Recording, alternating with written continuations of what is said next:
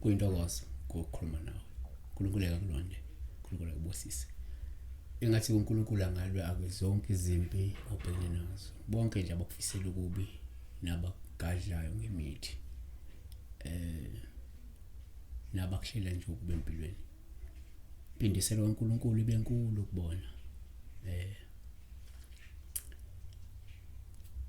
Sizobheka iphupho njengenjwayelo kama pastoring. Thabiso kwamlotsho uthi ngiyabingelela pastor. Mina ke ngicela ungidlulisa nalo iphupho lami. Iphupho ngibona ke igate livuliwe, thank you. So igate ngesizulu kuthiwa yisango. Yisango, igate, yisango. So I'm not sure ukuthi likhona lelinye igama eliyisango. Isango esingakusho lingasho into ehlukahlukene. Isango mophupa ke igate noma isango. Khumbula ukuthi uNkulunkulu noma kuJesu Kristu ukuvezela ukuthi uyisango, akekho uyakubaba ke ngaphandle kwakhe. Funa sindlula kuye usho ukuthi uyisango, wathi uyisango, uyindlela neqiniso. Uyindlela neqiniso nesango. Yabona. So ukuthi uma uphupha isango kusengenzeka kube ukhonjiswa indlela okuyiyona ufuna uyilandele yokukholwa. Yabona. OkuJesu Kristu okuyena uyokufaka kuphi emasangweni ezulu. Kodwa ke senze kanjena ke. Number 1, asithi thina uma uphupha isango kuwuphawu oluhle uma isango livuliwe. Ngoba ke lokho sengasho ukukhonjiswa nje isango lezulu. Genesis 28 verse 17. Washaywa uvalo wathi yeka ukwesabeka kwalendawo akusikho kunye yindlu kaNkulunkulu kuphela. Yisango lezulu. Number 2. Futhi umuphupha ngesango sikuthathe njengophawu oluhle uma isango livuliwe olungabe lusho nje impumelelo, inqubekela phambili nokuthi maningi amathuba amahle ongawasebenzisa empilweni yakho njengamanje. Isaiah 6 verse 11. Amasango akho ayekuvuleka njalo awayekuvalwa imini nobusuku ukuze imfuyo yezizwe ilethwe kuwe, amakhosi eholwa ke ngodwendwe. Number 3.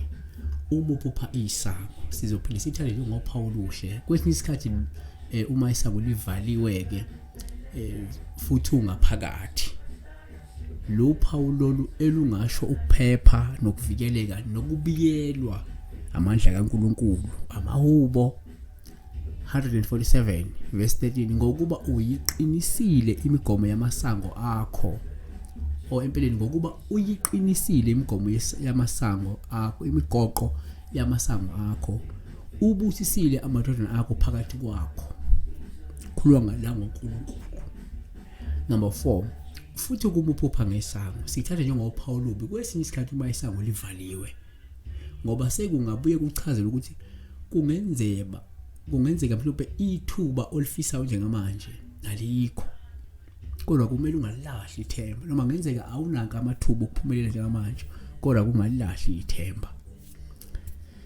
Number 5. Futhi umuphupha ngesango singaphinde sithathe njengophawu olubi uma uvalelwa ngaphandle kwesango.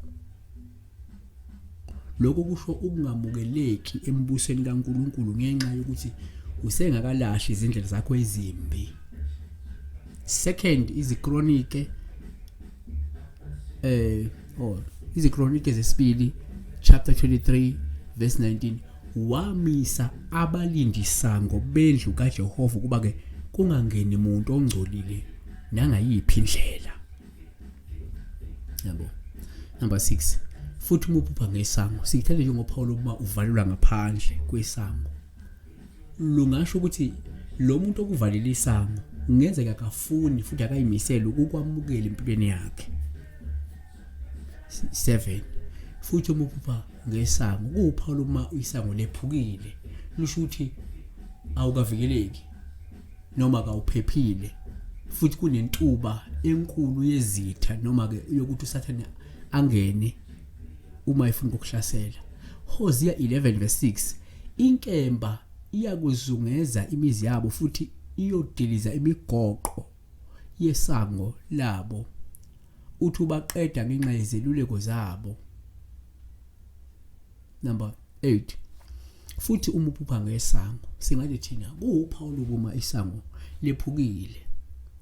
Lungabuye lusho ukuthi kuzokuba nzima kakhulu kunaloko obukucabanga ukuzuza amathuba angcono empilweni. Yabo? Kanti ke uma uphupha ngesango futhi kuwuphawu lokuma isango lephukile, ngokwesinto lokho ngasho ukuthi umuntu ongaqinile wena, umuntu ontekenteke, nezitha zakho sizokugadla kalula ngemithi futhi sizokunqoba uma ungasukumi uziqinise. Ngenzeka awunaka amabhande. Yabo? Number 10, futhi uma uphupha la ngesango kuwuphawu lokuma isango liwa. Lusho ukuthi uzolahlekelwa yithuba elihle ungalindele. Asivaleke sithi thina. Number 11, uma uphupha futhi ngesango uphawu lokuma isango livuliwe.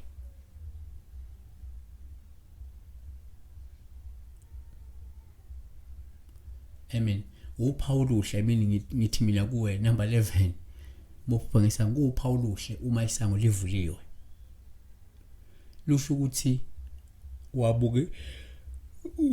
wabukelekile embusweni kaNkulunkulu ngenxa yobungcwele nokulunga.